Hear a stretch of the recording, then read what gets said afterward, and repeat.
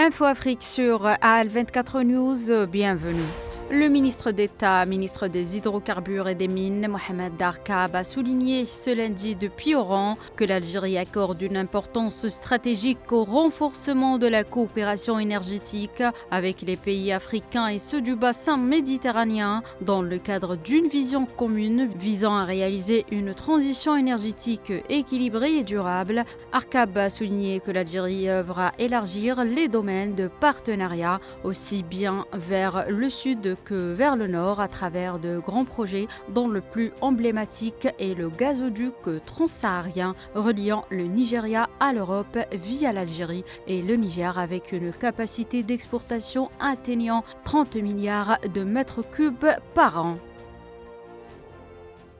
Plusieurs terroristes dont des chefs ont été neutralisés ces dernières semaines dans des opérations antiterroristes menées par les forces de défense et de sécurité du Burkina Faso dans plusieurs localités du pays, a rapporté la radiodiffusion télévision du Burkina.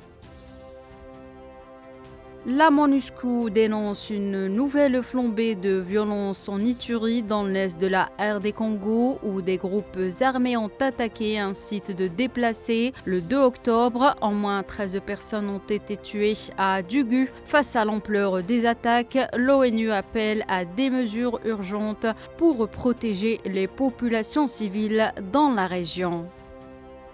Une ligne directe entre Tunis et Pékin est en préparation dans le but de stimuler les flux touristiques et de renforcer les liens économiques, culturels et diplomatiques entre la Tunisie et la Chine. Les autorités tunisiennes tablent sur un record de fréquentation avec plus de 26 000 visiteurs chinois attendus d'ici la fin de l'année 2025.